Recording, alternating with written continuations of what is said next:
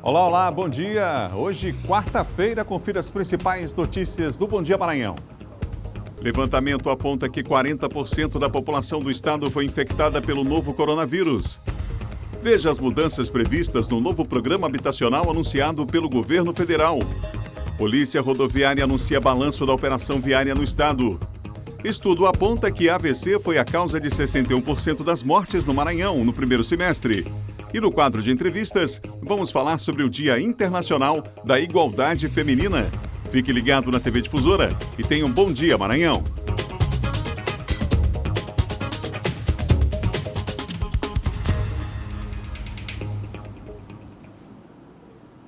Vamos que vamos, gente. Estamos juntos aqui no Bom Dia Maranhão nessa manhã. Que bom saber que você está com a gente, você na capital, você no interior do estado acompanhando a nossa programação. Vamos juntos até as 8 horas da manhã com muita informação para você. Quando chega o primeiro impacto, a gente se encontra então aqui todos os dias, você sabe, depois do Bandeira 2. Daqui a pouquinho o Silvão vai voltar trazendo os principais destaques da área de segurança. Diogo Trim vem aí falando de política e muito mais. O programa está cheio de informação. Daqui a pouco uma entrevista também sobre o dia de hoje, uma data importante e significativa, o Dia da Igualdade da Mulher. A gente vai falar sobre esse assunto daqui a pouco, buscando maior equilíbrio aí entre os gêneros, e a gente vai falar das dificuldades e dos desafios daqui a pouco numa entrevista aqui no Bom Dia Maranhão, tá bom? A gente começa o programa de hoje desejando um ótimo dia com muita saúde e muita paz para você e atualizando os números da Covid-19 no Maranhão. Vamos ver na tela? Esse é o último boletim divulgado pela Secretaria de Estado da Saúde. Ontem saiu o balanço da sorologia, e a gente vai falar daqui a pouco sobre isso em relação à Covid-19. Mas agora vamos aos números. 145.921 casos confirmados no Maranhão, 8.065 ativos, com 3.377 óbitos. O número de recuperados, 134.479. Os novos casos, 92 casos nas últimas 24 horas em São Luís. Em Imperatriz, 43 casos. Nas demais regiões, 891. Esse é o último boletim divulgado, 25/8, ontem à noite, portanto, pela Secretaria de Estado da Saúde. A gente sempre começa o dia aqui, atualizando você com os números da Covid-19. É bom lembrar, ainda estamos em tempo de pandemia. Use a máscara, equipamento extremamente necessário, que cientificamente, comprovadamente, pode sim evitar aí o contágio pelo vírus, pela Covid-19. Portanto, não esqueça de levar sua máscara, você de qualquer idade, A partir de qualquer idade você pode e deve usar, inclusive, a máscara. Essa é uma recomendação. Nos ambientes fechados, em especial bares e restaurantes, você tira a máscara apenas quando fizer uso do alimento, mas, em geral, fique, ainda que esteja à mesa, mas com a máscara. Essa é a recomendação, portanto, nos shoppings que já estão funcionando, o comércio já está funcionando também, mas os cuidados merecem. Temos que ter atenção com esses cuidados, tá bom? Em relação à Covid-19. Vamos atualizar os números nacionais? O balanço diário do Ministério da Saúde registrou 1.271 novas mortes, infelizmente, e 47.134 novos casos de Covid-19. Nas últimas 24 horas, a atualização sistemática aí, esse sistema de dados é enviado pelas Secretarias Estaduais de Saúde acerca do avanço da pandemia. Vale lembrar que ainda há 2.868 mortes em investigação. Esse é o último boletim do Ministério da Saúde divulgado. Vamos em frente. Olha, cerca de 40% da população do Maranhão já foi infectada pelo novo coronavírus. Essa é a estimativa de um inquérito sorológico realizado em quase 70 municípios do estado. O resultado aí vai ajudar a definir ações que devem ser adotadas no combate à doença.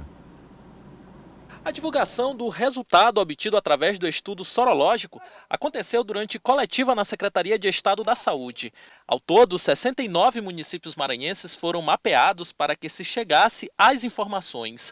Uma delas revelou que a cada 1.000 pessoas infectadas pela Covid-19, uma acaba morrendo. Considerando o número de óbitos que tivemos e o número de pessoas doentes que se estima, a gente vai ter uma letalidade aí próximo de 0,1%. É como se fosse um óbito a cada 1.000 pessoas acometidas da doença. É um óbito muito menor do que nos melhores lugares do mundo, onde houve o comportamento de resposta para a doença. O trabalho é fruto de uma parceria da Secretaria de Estado da Saúde com a Universidade Federal do Maranhão por meio do Departamento de Saúde Pública. O estudo sorológico realizado aqui no estado apontou outro dado relevante. O índice de contaminação em crianças com até 9 anos de idade alcançou o mesmo patamar da taxa registrada entre a população idosa e os adultos, pouco mais de 40%. Realmente mostrando que esse vírus ele é muito transmissível, ele se espalhou de uma forma muito rápida, né? Então, não é qualquer vírus que num espaço aí, nós tivemos o primeiro caso em março, né? Ele em 4, 5 meses ele se espalhou, já pegou quase metade da população. Então é um processo realmente impressionante. Mesmo diante de uma taxa de letalidade considerada pequena, o momento ainda não é propício para que ocorra um relaxamento quanto aos protocolos sanitários. Ao contrário, é hora de seguir em alerta. Imperatriz, por exemplo, que vinha numa tendência de baixa nas estatísticas, viu o índice de novos infectados subir nos últimos dias, provavelmente muito em razão do afrouxamento por parte da população no que se refere às regras de distanciamento. A gente tem que continuar tendo cuidado até que sobrevenha a vacina. Quando houver a vacina, aí de fato a gente pode dizer, olha, acabou, a gente tem condição de voltar à normalidade. Mas enquanto não sobreviver a vacina, a gente tem que continuar tomando cuidado.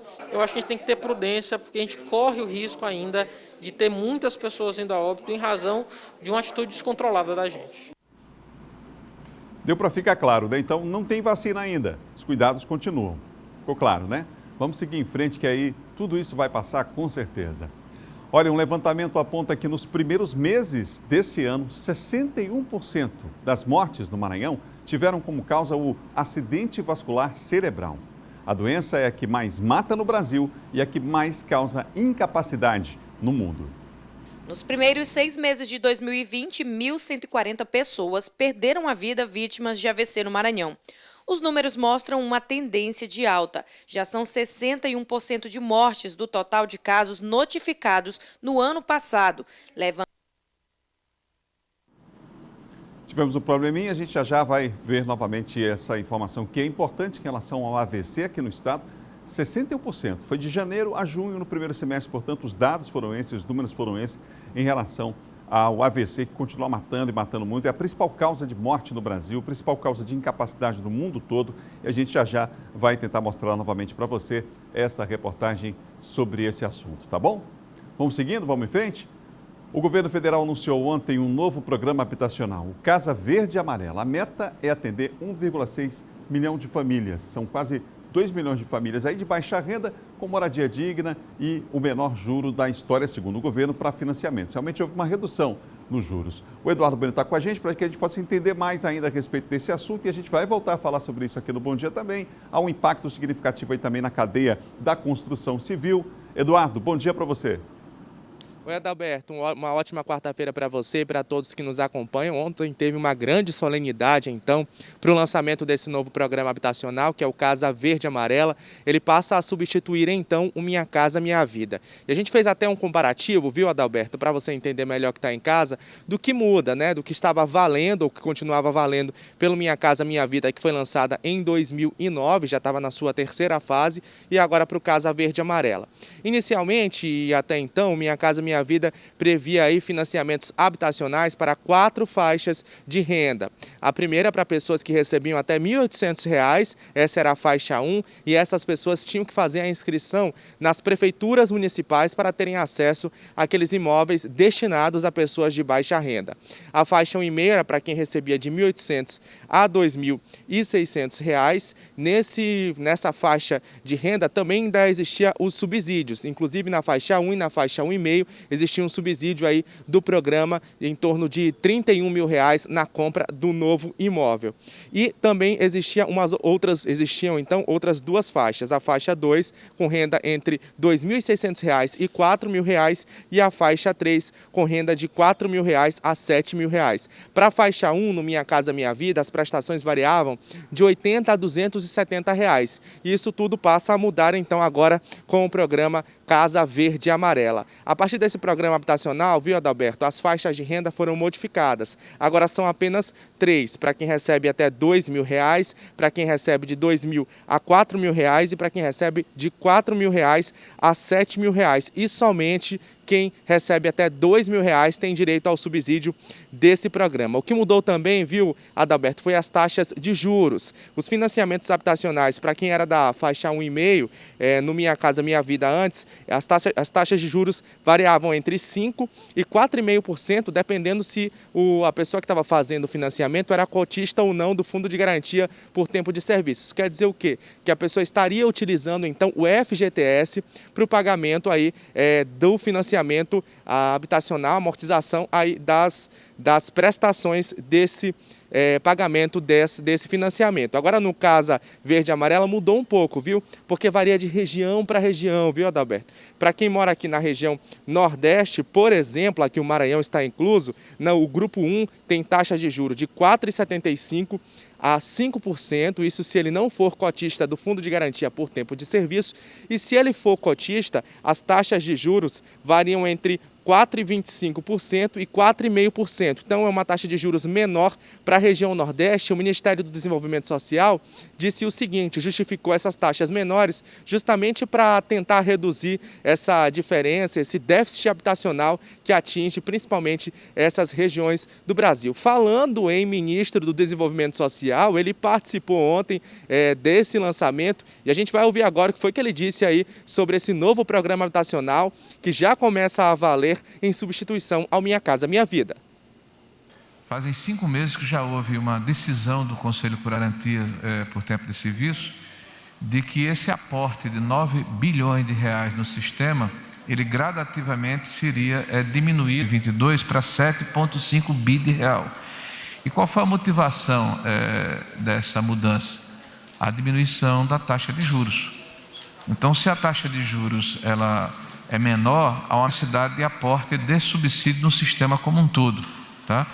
Então, isso já foi. Em função dessa repactuação do subsídio que é aportado anualmente no sistema habitacional, nós propusemos as mudanças que os senhores testemunharam há pouco, que vão permitir que, mesmo com aporte menor de recursos de subsídios, nós possamos ofertar um número maior de unidades habitacionais, tá? Vou pedir aqui para o Helder dar uma palavrinha a respeito de como é que ficarão essa mudança de faixa para grupo. Boa tarde a todos. Obrigado, Guilherme, pela pergunta. A nossa divisão a gente transformou em grupos, né? O grupo 1 são para famílias que têm a renda mensal até 2 mil. O grupo 2 de famílias que possuem a renda de 2 a 4 mil. Fala devagar, por favor. Grupo 1, até 2 mil? Grupo 1, famílias que ganham R$1.000 por mês. O grupo 2, famílias que têm a renda mensal entre 2 a 4 mil. 2 a 4 mil. E o grupo 3, de famílias que ganham de 4 a 5. Os benefícios que as famílias podem ter, elas permanecem, os que o Minha Casa Minha Vida possuem, com a criação do programa de regularização fundiária e melhoria habitacional. Pois é, Adalberto, só para a gente reforçar também, esse programa ele não prevê apenas aí a aquisição de casa nova, ele também permite aí que quem quiser vai poder também fazer a reforma do imóvel através desses financiamentos que serão oferecidos pela Caixa Econômica Federal. E também, viu, Adalberto, regularização fundiária. Isso não estava previsto no Minha Casa Minha Vida, mas passa agora a ser previsto pelo programa Casa Verde e Amarela. Só para você ter uma ideia, o Ministério do Desenvolvimento Social tem uma previsão, uma expectativa de até 2024 regularizar 2 milhões de moradias, principalmente aqui na região Nordeste, onde existe esse problema muito sério aí, problema fundiário. E também, Adalberto, a reforma em 400 mil moradias em todo o país. Essa reforma será até 2024. Essas reformas, então, as pessoas vão poder solicitar através das agências da Caixa. Eu volto ao estúdio com você, Adalberto Mello. Obrigado, Eduardo, pelas informações. É um programa importante. Claro que o déficit habitacional no Brasil é enorme, é gigante, é histórico, né? Mas já é um passo nessa direção, sim, esse novo programa que foi anunciado. A gente vai voltar a falar sobre os impactos da área econômica a partir dessa medida, ouvindo, inclusive, o setor da construção civil, né? Uma cadeia enorme aí que é beneficiada em relação ao... que está ligada ao setor da construção civil. A gente vai saber, de fato, qual o impacto disso na nossa região, no nosso estado, ao longo dessa semana, tá bom? Você ligado aqui no Bom Dia Maranhão, nessa manhã de quarta-feira, estamos juntos aqui pela TV Difusora. Olha, em Imperatriz, o Corpo de Bombeiros Militar realizou vistoria em vários condomínios. A gente vai ver agora na reportagem. A operação já começou no início desta semana e o Corpo de Bombeiros realiza a operação onde vai vistoriar itens relativos a incêndio. A operação Mega Vistoria está acontecendo em todo o estado do Maranhão. Todas as edificações, residenciais e comerciais serão vistoriados pelo Corpo de Bombeiros. De acordo com o Major Magno Coelho, houve uma mudança na legislação. Houve uma ocorrência lá em São Luís, onde houve um incêndio numa edificação. E em decorrência de vários problemas que essa edificação tinha na parte estrutural, relativa aos equipamentos que são utilizados pelo Corpo de Bombeiros, que são obrigatórios, né? A gente teve muita dificuldade de debelar esse incêndio. Então isso acendeu um sinal de alerta dentro da corporação, né? E a partir desse momento houve uma determinação por parte do comando que todas as unidades aqui do Maranhão realizassem uma mega vistoria nas edificações comerciais e edificações residenciais, para que a gente possa revisar e rever todas essas estruturas que são pertinentes ao combate de incêndio, que são obrigatórias nessas edificações. O Major explica ainda que todos deverão se adequar às novas regras, com os itens de segurança no combate a incêndio, com extintores, saídas de emergência, reserva técnica de emergência, hidrante de parede com mangueira, esguicho e adaptadores. O Corpo de Bombeiros está indo diretamente a todas essas edificações, né? Não há agendamento prévio, nós chegamos realmente de surpresa e lá nós verificamos todas essas estruturas que são pertinentes ao serviço de combate a incêndio que o Corpo de Bombeiro pode utilizar em caso de incêndio, né? E é feita a notificação. Nessa notificação são feitas as exigências, as adequações necessárias para que a edificação fique ok. É dado um prazo para que essas edificações elas entrem em alinhamento com essas estruturas, né, com essas exigências do bombeiro. E se esse prazo não for cumprido, essas edificações elas são multadas e posteriormente serão interditadas. A gente volta a falar de saúde aqui no Bom Dia, são 7 horas e 17 minutos. A gente vai rever a reportagem, teve um probleminha técnico, e vamos rever a reportagem sobre o impacto do AVC do Maranhão. O levantamento aponta que 61% das mortes no primeiro semestre entre janeiro e junho foram exatamente por conta do AVC. Vamos ver. Nos primeiros 6 meses de 2020, 1.140 pessoas perderam a vida vítimas de AVC no Maranhão. Os números mostram uma tendência de alta. Já são 61% de mortes do total de casos notificados no ano passado, levando em consideração todo o período, de janeiro a dezembro. A faixa etária com maior número de registros é entre 50 e 79 anos. A Covid-19 não foi a causa direta para o aumento da mortalidade, mas indiretamente tem tudo a ver. Muita gente deixou de procurar atendimento médico ou de fazer tratamento durante esse período. Esta médica diz que muitos pacientes têm retornado de forma lenta aos consultórios, o que prejudica o tratamento preventivo e os acompanhamentos rotineiros. Durante o início da pandemia, em que foi orientado para todas essas pessoas que elas ficassem em casa, elas ficaram realmente em casa, né? Estavam com medo, ainda mais o AVC, que é mais em grupos de risco, que são grupos de idosos. Então, esses pacientes acabaram descontinuando o seu acompanhamento, tanto para pressão como para diabetes, e às vezes também não ficaram tão atentos a fazer o uso regular das suas medicações. O acidente vascular cerebral acontece quando vasos que levam sangue ao cérebro entopem ou se rompem, provocando a paralisia da área cerebral que ficou sem circulação sanguínea. Importante ficar atento aos sintomas e procurar ajuda médica imediatamente. A agilidade no atendimento faz toda a diferença. Alterações na sensibilidade ou na movimentação de uma parte do corpo, de metade do corpo, né? Alterações na fala, alterações de memória, às vezes alteração na visão, seja ela temporária ou mais definitiva, ou até mesmo uma dor de cabeça muito forte. Se você identificar qualquer desses sintomas, chame o SAMU ou então coloque esse idoso no carro e vá para o pronto-socorro. O tempo é de ouro no tratamento do AVC. Em Caxias, o Rotary fez uma importante ação de incentivo à doação de sangue. Vamos ver.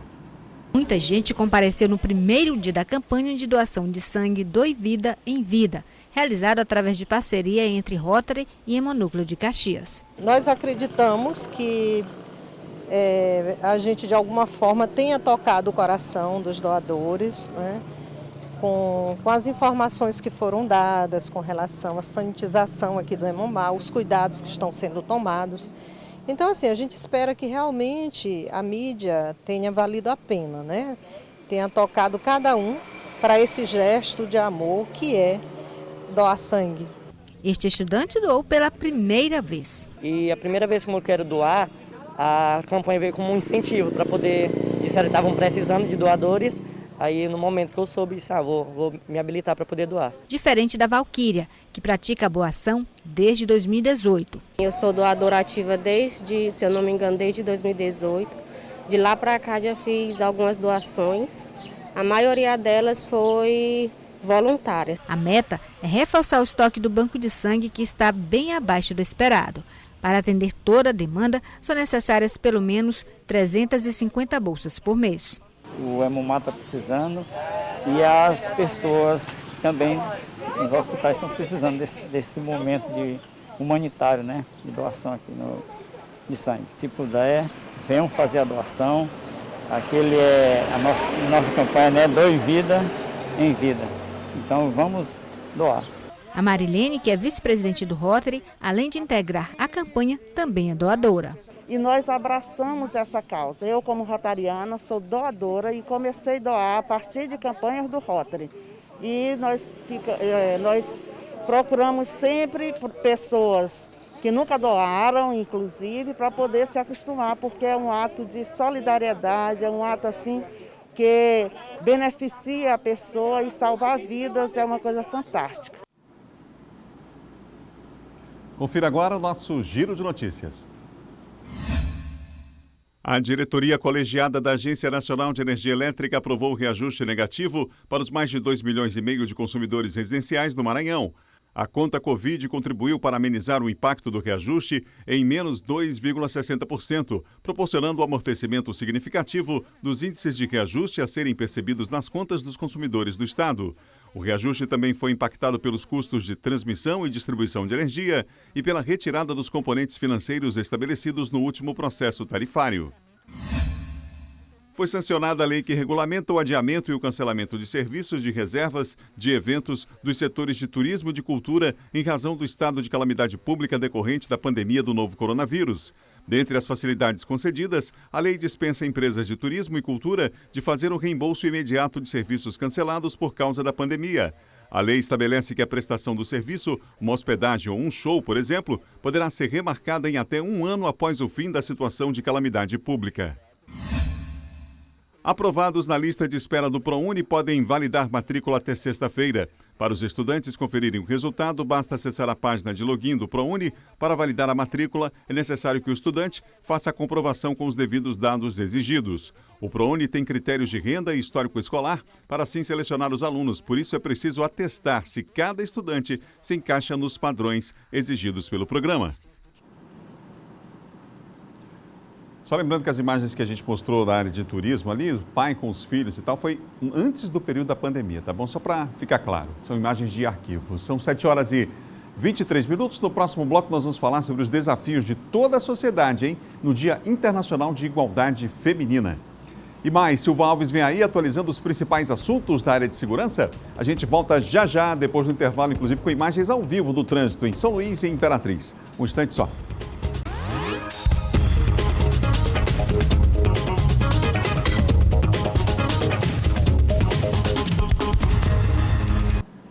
Vamos lá, já voltamos, são 7h26. Estava meio distraído aqui, porque o pessoal está comentando aqui nas nossas redes sociais. A Cíntia de Souza está no Rio de Janeiro, ela está dizendo que que ela é maranhense, está morando no Rio, tem saudade demais daqui, espera voltar logo aqui para o Maranhão. Valeu, Cíntia, a gente sente falta mesmo, né? Quando a gente sai do Maranhão, mais ainda. Um abraço para Maria Luísa, a Lenise Costa está comigo, a Sandra Regina Almeida também conosco. Um abraço para Ternura, aí no São Francisco. Pelo nome você já percebe que é gente boa, né? Próximo aí à Rua das Paparaúbas, Ternura, recebendo um abraço de toda a equipe aqui do nosso Bom Dia Maranhão, tá bom? Obrigado pela audiência.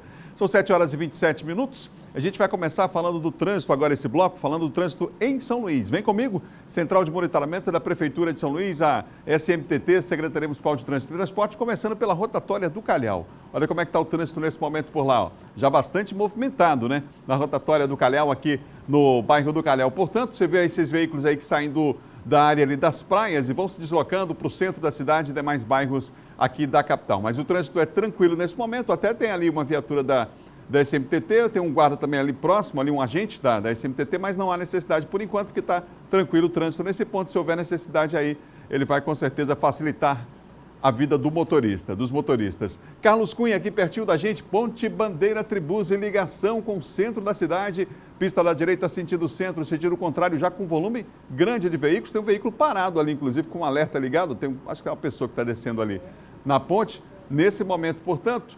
E ali a gente já observa imagens em tempo real do trânsito aqui na capital maranhense.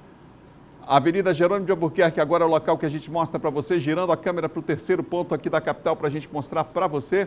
A Avenida Jerônimo de Albuquerque, esta é uma das maiores aqui de São Luís, está ali o agente da SMTT no canto inferior. E aí você vê o volume grande, já tem muita gente aí nessa manhã se movimentando na cidade, mas não temos informações aí sobre acidentes nesse trecho, pelo menos até ali o Angelim. Esse movimento já para esse horário, né, bastante significativo nesse momento. Rotatória do São Francisco é para lá que a gente vai agora mostrar o trânsito nesse momento. Aí, ó, a pista da direita, o pessoal que segue no sentido centro, a da esquerda no sentido praia, as pessoas atravessando na faixa como deve ser e não há informação de lentidão no trânsito nesse momento também.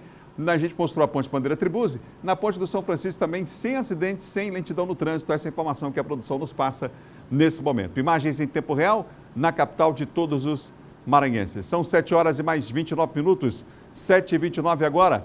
A Polícia Rodoviária Federal divulgou o balanço da Operação Nacional de Segurança Viária 2. O Eduardo Bueno está comigo de volta com os dados aqui do nosso estado sobre o assunto. Que dados são esses, Eduardo? Pois é, Adalberto, estamos de volta. Esses dados, então, foram divulgados aí pela Polícia Rodoviária Federal e essa operação, a segunda fase da operação, aconteceu entre os dias 18 e 24 de agosto. E, infelizmente, tivemos, mesmo durante a pandemia, 8 mortes em acidentes de trânsito registrados nas estradas federais que cortam o Maranhão. A maioria deles, viu, Adalberto, foi na região dos Cocais. Foram 3 mortes na BR-316, uma em Timon e outras 2 na cidade de Caxias, nas proximidades do município de Caxias. Na sequência vem a região Tocantina, a gente teve um óbito aí, aliás, 2 óbitos em Imperatriz e um óbito em Governador Edson Lobão, todos os 2 aí na BR-010. Agora teve também aí várias autuações de trânsito nessa operação, viu, Adalberto? Chama a atenção esses dados aí, o número de pessoas que foram autuadas por embriaguez ao volante. Segundo a Polícia Rodoviária Federal, foram 15 casos, 15 autuações, mas ao todo foram 1.316. Desse número, um número muito grande, então, os dados mostram também, 187 condutores foram autuados por levar o passageiro ou ele mesmo, o motociclista, sem o capacete. E teve também um número de condutores que foram autuados por ultrapassagens indevidas. Esse número chega a 167. 25 pessoas foram conduzidas por diversos crimes nas rodovias federais que cortam o Maranhão. A gente tem aí entre os crimes, crimes ambientais, receptação, embriaguez ao volante. Esses foram alguns dos crimes aí, das autuações que aconteceram pela Polícia Rodoviária Federal. Lembrando que essa é a segunda fase da operação. Na primeira foram 14 acidentes, 12 pessoas feridas e 3 óbitos. A primeira fase aconteceu entre os dias 14 a 18 de agosto. Volto ao estúdio com você, Adalberto Melo. Obrigado, Bueno. Então, o nosso Eduardo Bueno trazendo informações atualizadas desta operação da Polícia Rodoviária Federal. São 7 horas e mais 31 minutos. Vamos falar de segurança agora com o Silvan Alves.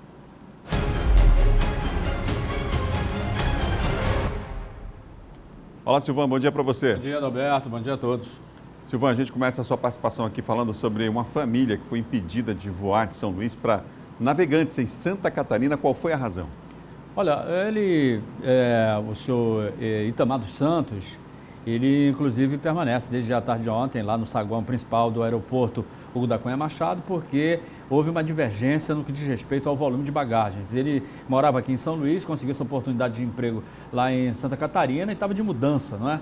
E aí, quando foi na hora de embarcar, ele que gastou mais de R$4.000 para pagar o embarque dessa bagagem aí, e também da passagem da mulher dele, da filha, ele foi impedido porque havia um excesso. Não houve o diálogo, parece que faltou diálogo nessa situação toda aí, e aí ele já estava, inclusive, já tinha sido autorizado pelo comandante da aeronave para embarcar, e aí quando foi retirado pela Polícia Federal de dentro do avião, e a companhia se recusou a embarcar, inclusive em outro voo. Porque o gerente da companhia disse para o senhor Itamar de que nessa companhia ele não voa mais, não embarca mais nessa companhia. O detalhe é que não foi feito o ressarcimento, né, do dinheiro e nem providenciaram um hotel, enquanto se resolver essa questão, não providenciaram um hotel e ele ficou aí na calçada do aeroporto com a filha, a mulher, dormiu lá e permaneceu até agora de manhã, quando ele espera que os órgãos, no caso o PROCON, Defensoria Pública, também a Promotoria do Consumidor,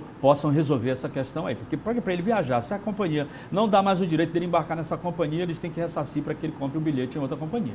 Que situação, hein?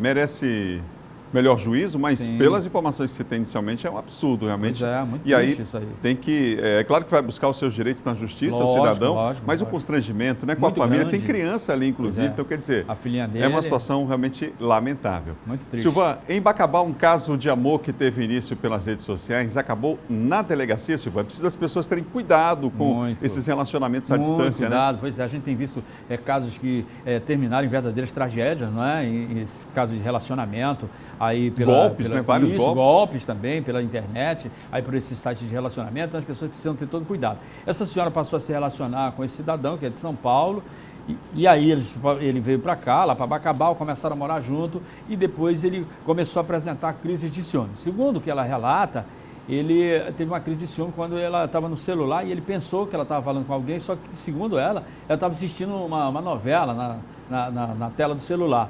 E aí foi bastante suficiente para que ele passasse a agredi-la, inclusive houve uma lesão no braço dela, não é, com deslocamento no braço, e aí ela procurou a polícia, ele foi preso, foi autuado em flagrante, e agora a senhora ela deve ficar sob medida protetiva, né, diante do fato de ela ter sido vítima de violência doméstica, porque a agressão é feita pelo companheiro que ela conheceu justamente pelo site de relacionamento. Obrigado, viu, Silvan? Okay. Até amanhã. Bom dia, Adalberto. Bom dia a você, bom dia a todos. Silva Alves, que apresenta de segunda a sexta o Bandeira 2 aqui na TV Difusora. São 7 horas e 34 minutos, 7h34. Hoje é o Dia Internacional pelo Direito à Igualdade da Mulher. A data é um marco da luta das mulheres por empoderamento e paridade entre gêneros. Sobre o assunto, eu converso agora com Meire Ferreira, professora da Universidade Federal do Maranhão, doutora em Sociologia, feminista, que integra o Fórum Maranhense de Mulheres. Ela está comigo. Professora, bom dia. Bom dia a todos os ouvintes. Prazer estar com vocês. Professora, a gente está falando de um dia de igualdade. E, infelizmente, quando a gente fala de uma data de igualdade, é porque existe um desequilíbrio, né? Um desequilíbrio que é histórico. Sim, claro. É claro. A questão a luta pela igualdade das mulheres, você sabe que começa no século XVIII, se intensifica no século XIX e as primeiras vitórias se dão no século XX, né, a partir da conquista do voto.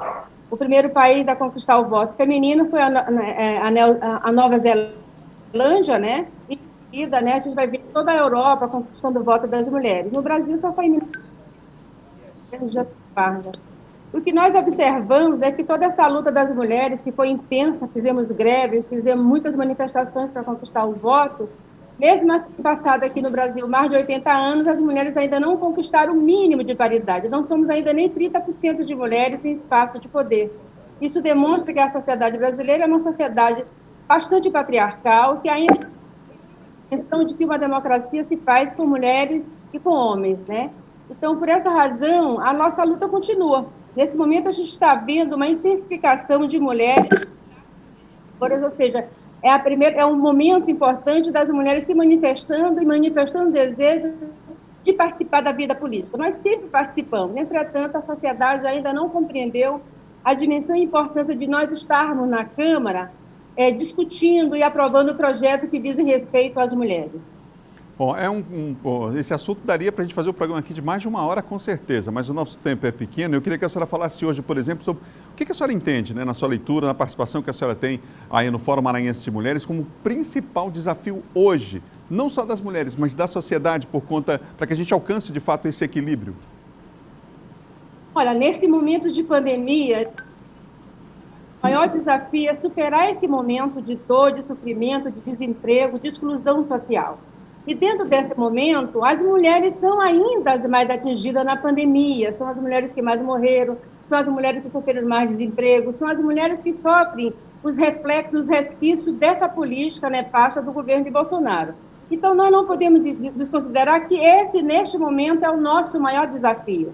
Por isso, a importância de nós estarmos nas câmaras municipais, que é a instância menor das instâncias de poder, para que nós podemos pensar políticas públicas para as mulheres. É claro que existem outras questões relevantes e importantes, mas o desafio, nesse momento, é a questão de superar a dor da pandemia, lutar contra o desemprego e lutar por uma questão básica que você acabou de falar, que é a questão da violência doméstica e da violência sexual. Somos ainda as maiores vítimas de violência dentro dos nossos lares. Então, acho que são desafios enormes que nós temos aqui pela frente. Professora, um outro desafio, são vários esses desafios, mas um outro se dá no mercado de trabalho, né? A gente percebe claramente, o IBGE mostra, isso é científico, isso não é vontade de alguém ou achismo, é pesquisa. Isso é pesquisa que foi feita mostrando que o homem e a mulher ocupando o mesmo cargo, com a mesma formação, e uma diferença muitas vezes brutal até da remuneração do homem e da mulher. Uma coisa que parece absurda, né? Mas que de fato ainda acontece hoje em dia, professora. Como conseguir superar essa situação? O próprio Estado poderia participar de alguma forma, no sentido de, claro que a gente está falando aí das questões relacionadas à própria empresa privada, enfim, mas qual seria o papel do próprio Estado em tentar equilibrar mais essa relação, professora? Olha, eu acho que o Estado, a partir da luta dos movimentos feministas, nós podemos dizer que tivemos conquistas e vitórias, que foi a criação do Plano Nacional e do Plano Estadual de Políticas para as Mulheres. Nesses planos está lá consta, né, a necessidade e importância de construir a igualdade e paridade dentro do espaço de política e do espaço de trabalho, né? Essa luta é intensa. Veja que quando a gente considera a entrada, a inserção no mundo do trabalho, as mulheres tiveram que lutar muito para ter o direito a trabalhar. Então, a partir dessa questão é que a gente vê que é um processo lento, né? Agora é preciso que haja, de fato, política mais incisiva, é preciso que o Ministério do Trabalho, que agora nós nem temos mais, possa realmente intensificar, os órgãos do trabalho possam intensificar a fiscalização para evitar que as mulheres continuem ganhando menos que os homens em categorias nas mesmas relações de trabalho, né? É preciso também que haja, né, um processo de educação. Nós precisamos educar a sociedade para compreender a dimensão da igualdade e, nesse sentido, é importante também fazer a reflexão que dentro da relação de desigualdade, dentro do mundo do trabalho, são as mulheres negras as que sofrem maior resquício das políticas, né, inclusive dessas políticas atuais desse governo, e é preciso, então, pensar, né, nesse debate de que há uma desigualdade de gênero, que é real, e há uma desigualdade de raça e etnia que também é gritante, né, e violenta e que nos agride enquanto mulher, enquanto ser humano, né? Então, no mundo do trabalho, a gente tem que considerar a questão da desigualdade de gênero e a questão da desigualdade de raça e etnia e lutar para erradicar esse tipo de situação que nós vivemos na sociedade brasileira e maranhense. Então, Professora... penso que é importante puxar essas questões, a questão da violência, a luta pela recuperação da sociedade contra a questão da pandemia, a luta de reconhecimento das mulheres como trabalhadoras, o reconhecimento das mulheres negras como trabalhadoras importantes dentro do campo do trabalho e a luta intensa contra a violência de gênero que acontece em todas as famílias, em grande parte das famílias brasileiras e maranhenses. Muito obrigado, professora Meire Ferreira, da Universidade Federal do Maranhão, doutora em Sociologia, ela que é do Fórum Maranhense de Mulheres. Doutora, só para encerrar, nosso tempo já está quase se esgotando, mas o papel da escola, a gente sabe que a educação não depende apenas da educação formal, né? Mas as escolas não têm um papel significativo no sentido de, desde cedo, falar dessas questões de gênero, mas falar com esse cuidado, com esse zelo e com esse resgate, digamos, inclusive, desse déficit histórico que temos nessa desigualdade. Não é preciso falar cada vez mais cedo sobre isso, professora? Olha, a questão da educação ela é fundamental em todo sentido. Ninguém muda a sociedade sem um projeto de educação de igualdade de gênero, assim como um projeto de educação de étnico-racial. A gente sabe que tudo, as pessoas, as crianças, os jovens passam um tempo muito grande dentro da escola. E é importante que a escola incorpore nesse debate e para você construir uma sociedade igual é preciso começar lá da base, até que chega na educação superior. Então, penso, né, e tenho trabalhado muito nos meus estudos, de que é lá na educação que a gente altera essas relações de forças, do reeducar os homens e as mulheres para que compreenda a dimensão da participação, a dimensão da igualdade. É preciso educar as crianças desde cedo que as tarefas domésticas elas são algo que deve ser partilhado. Então, é um processo de formiga, de começar dentro de casa, passando todo esse debate de igualdade. Se a gente conseguir fazer isso a partir da educação, com certeza a gente vai ter empresários muito mais conscientes da igualdade de gênero, nós vamos ter professores, diretores, reitores muito mais preocupados de construir, de fato, uma sociedade igualitária. Então, a educação ela é fundamental em qualquer processo de mudança social. E nós sabemos que, dentro das questões de gênero, dentro das questões da mulher, é preciso urgentemente pensar algo que altera essas relações de violência, porque as mulheres estão sofrendo isso. Veja agora, nos tempos da pandemia, quantas mulheres vítimas, agredidas e quantos feminicídios tivemos só aqui no Maranhão. Então, isso se altera. Ninguém pode dizer que a sociedade nasceu doente. Ela vai se alterando na medida que você tem essa educação que mude a forma da sociedade se ver e se compreender. É preciso trazer. Nesse tipo de educação.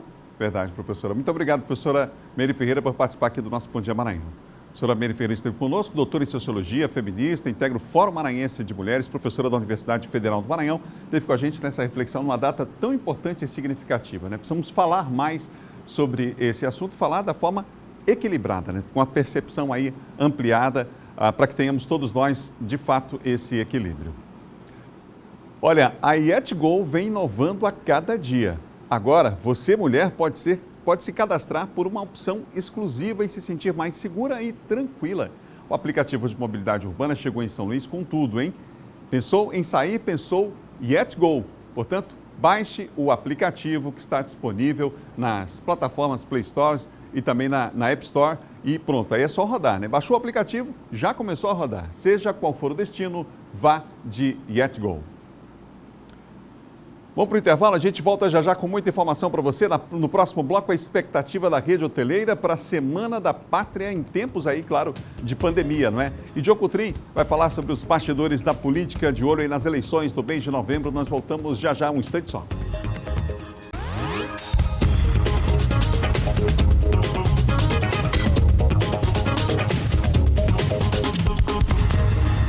Estamos de volta, são 7 horas e mais 47 minutos de volta aqui com o Bom Dia Maranhão ao vivo para todo o estado. Vamos ver como é que está o tempo em Imperatriz, gente? Imagens são do climaauvivo.com. Imperatriz para hoje, inclusive, que tem previsão, olha só, imagem bonita essa aqui do centro da segunda maior cidade do estado, Imperatriz. E a previsão para hoje é céu parcialmente nublado, baixa probabilidade de chuva. Está na tela mínima, 21 graus. 35 é a máxima na cidade de Imperatriz, banhada pelo rio Tocantins. Bela imagem essa para a gente se inspirar e começar bem o dia. Imagens em tempo real, nesse momento você tem da cidade de Imperatriz, céu azul bonito aí na tela para você com o centro da cidade de Imperatriz, que recebe um abraço carinhoso de toda a equipe aqui do nosso Bom Dia. Agora vamos a imagens ao vivo da capital de todos os maranhenses, São Luís, hoje com previsão de céu parcialmente nublado, com possibilidade sim de chuva, mas uma chuva isolada na capital maranhense. A mínima hoje vai ficar em São Luís, 25 graus e a máxima 31 graus. Imagens nesse momento a gente tem aqui da região do Calhau, né? Aqui próximo, aqui é o Jaracati. Essa é a imagem que temos em tempo real de São Luís na tela, mínima de 25 graus, máxima de 31. Está muito quente, o dia já está começando quente aqui na capital dos maranhenses. Portanto, você tem imagens ao vivo de São Luís do Maranhão. O tempo ultimamente está bem quente, a sensação térmica aí, você viu, 31 graus é o tempo, a máxima, mas a sensação térmica é sempre maior, passa aí dos 35 graus aqui na capital dos maranhenses, né? Um abraço aos amigos que nos acompanham nos vários bairros de São Luís, na Liberdade, no Monte Castelo, os amigos que nos acompanham em vários bairros aqui de São Luís nesta manhã. São 7 horas e 49 minutos, agora a gente vai falar de política.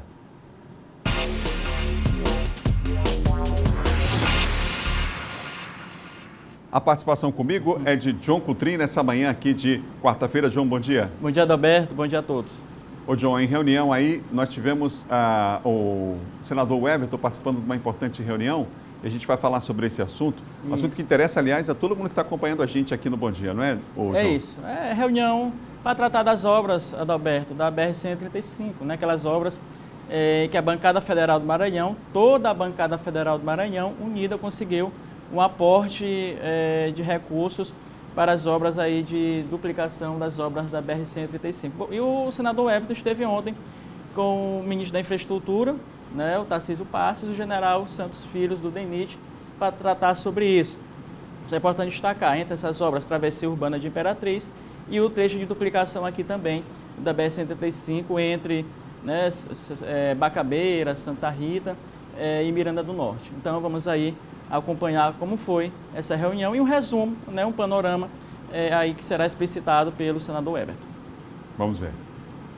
Meus amigos, eu acabo de sair de uma audiência com o ministro Tarcísio da Infraestrutura e o general Santos Filho do DENIT com toda a sua equipe. E nós conversamos sobre a 135, essa BR importante que a bancada federal tem, de forma reconhecida pelo ministro e por toda a equipe do governo federal, tem dito que o estado do Maranhão tem a bancada que mais manda recursos absolutos e proporcionais do Brasil. 106 milhões esse ano. Então, a BR-135 que dá acesso a São Luís e que abre os caminhos, né, que vem a nossa carga produtiva, que todas as cargas que vão para o Porto do Itaqui passam pela BR-135. Né, além da nossa ferrovia. Então nós precisamos unir forças para ver tão logo essa obra de duplicação toda pronta. Vidas que foram perdidas durante muitos anos, a gente não vai mais ver, se Deus quiser, com uma BR totalmente duplicada e segura para a nossa população. Se Deus quiser. É um tema que se arrasta aí durante muito tempo, mas os esforços são grandes. O esforço é grande lá em Brasília para tentar reverter a situação. Às vezes é aquela história, né, John? O dinheiro da obra, é a dificuldade danada da bancada para conseguir emendas, por exemplo, destinadas a uma obra tão importante quanto essa. Aí depois que se consegue o recurso, o início das obras, como é que faz? A gente tem um caso lá de Imperatriz, por exemplo, que Sim. paralisadas as obras já autorizadas pelo mês de agosto. Daí a gente falou, não, já está autorizado o início, mas aí por que não começa? Agosto vai indo embora, vai terminando o mês e as pessoas ficam naquela situação. Exatamente por ser uma demanda antiga, né?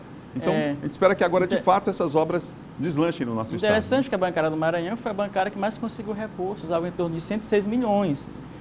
Para essas obras aqui no Maranhão. E a gente lembra também, Adalberto, dos problemas que ocorreram no passado, outrora relacionados a problemas com empresas que foram contratadas, foram feitos distratos porque as empresas não conseguiram cumprir, né, com o contrato. Então a gente espera aí que essas obras realmente andem, sejam executadas com celeridade, com qualidade que a gente espera aí, e a bancada federal cumpra o seu papel de pressionar e de fiscalizar também. Então vamos falar agora sobre as eleições de novembro, começando em relação aí à dança dos partidos, a movimentação nos bastidores dos partidos, em relação ao apoio dos candidatos e a definição de chapas. Vamos começar pelo PSDB? Vamos lá. PSDB, há a possibilidade de até o final de semana o partido anunciar seu candidato. Adalberto, olha só, houve desdobramentos importantes em relação ao PSDB e que pode definir aí o rumo do partido em São Luís. Por exemplo, em São Paulo, o Podemos é o partido do pré-candidato Eduardo Brade. O Podemos, ele desistiu da candidatura em São Paulo para apoiar um candidato do PSDB, né? Lá no caso Bruno Covas. Aqui mais, localmente, Imperatriz, ontem o doutor Daniel Fim, que também é um candidato ali do Podemos, desistiu para apoiar a candidatura do Madeira, ex-prefeito Madeira. E isso deve repercutir também aqui em São Luís, ou seja, Podemos, partido do Brade, fazendo gestos ao PSDB. A gente sabe da crise do PSDB, a gente vem falando sobre isso durante toda a semana, e o próprio Eduardo Brade deu uma entrevista ontem, é uma questão de ordem, e o deputado federal Eduardo Brade confirmou que o Roberto já tinha dito, que há uma aliança firmada e estabelecida entre o PSDB e ele desde 2018. Por quê? Àquela época, para quem não lembra, Eduardo Brade era pré-candidato a governador. Ele abriu mão da candidatura dele de governador, o Brade, para apoiar justamente quem? O Roberto Rocha, do PSDB. Claro que ele não apoiou de graça, então ficou um compromisso do PSDB apoiar o Brade nas eleições municipais para prefeito deste ano. Então, tanto o Roberto quanto o Brade confirmam esse acordo, confirmam essa aliança, e tudo indica, portanto, que o deputado Wellington não será candidato pelo PSDB por conta dessas alianças firmadas. João, vamos falar agora do MDB, porque tinha uma reunião ontem prevista importante para traçar aí os rumos do MDB nas eleições de novembro. A reunião aconteceu, a definição também? A reunião aconteceu, a definição não, Adalberto. Mais uma vez foi adiada essa definição. Ontem o vice-presidente estadual do MDB, o Roberto Costa, esteve com a ex-governadora Rosiana no período da tarde, como nós anunciamos. De fato, essa reunião ocorreu. A ex-governadora Rosiana Sarney declina, né, manifesta, aliás, uma preferência pelo Dr. Carlos Madeira, o ex-juiz federal, pré-candidato à Solidariedade. O Roberto Costa, preferência pelo Neto Evangelista. O que eles decidiram? Vão chamar as outras lideranças do MDB, como o senador João Alberto, deputado federal Hildo Rocha, deputado federal João Marcelo, alguns deputados estaduais, agora a deputada Socorro Aquim, toda a bancada para opinar. Mas tudo indica, Adalberto, olha só, que já bateram o martelo. Já bateram o martelo em torno de um nome e vão só chamar a cúpula ali para comunicar e depois anunciar ali a decisão do MDB aqui em São Luís. Vazou o nome até agora? Ainda não, né? Provavelmente, está entre dois nomes, o Dr. Carlos Madeira e o Neto Evangelista. Vai ser um dos dois, Adalberto. Aí, portanto, nosso John Coutrin, colunista de política aqui do Bom Dia, já antecipando aqui os fatos para você. Obrigado, viu, John? Até amanhã. John Coutrin, nosso colunista de política aqui do Bom Dia. Vamos lá, vamos em frente. Olha, após meses seguidos de ocupação em queda, a rede hoteleira de São Luís espera que a situação comece a melhorar. A aposta agora é em oportunidades como feriados prolongados para atrair os clientes, como mostra a reportagem de Andréa Brito. A expectativa é proporcional ao tamanho do prejuízo. A pandemia atingiu a rede hoteleira como um tsunami, com perdas em torno de 14 bilhões de reais. Depois de 120 dias fechado, este hotel na capital maranhense retomou as atividades e a direção aguarda ansiosa a retomada dos hóspedes nos feriados da Pátria e aniversário da cidade, em setembro. E para isso, adotou, além dos protocolos sanitários, adaptações aos serviços oferecidos. Enquanto o setor aguarda a retomada de toda a cadeia turística, alguns hotéis têm apostado no turismo doméstico e nas atividades ao ar livre, para atrair os clientes. A gente sabe que a cadeia turística não voltou ainda, que a gente precisa adequar, nossas instalações são muito bonitas, temos uma área muito bacana, então a gente agora está procurando fazer com que o hóspede da cidade de São Luís e do interior do estado venha para curtir essa área verde que nós estamos oferecendo. Rafael está na cidade a trabalho e depois de experimentar um enclausuramento forçado, garante que se sente seguro com as novas medidas sanitárias e que toda saída, desde que devidamente protegida, é uma oportunidade de oxigenar a mente. Todo mundo tem que arejar também, né? E relaxar, principalmente nos finais de semana que a gente merece, né? Ainda mais com tanto trabalho. Muito legal, né? Então, o turismo regional ganhando cada vez mais força, né? É hora dos maranhenses conhecerem o Maranhão mais ainda, né? Essa é uma tendência, inclusive, nessa retomada do setor. Bom Dia Maranhão termina agora. Outras notícias do portal MA10.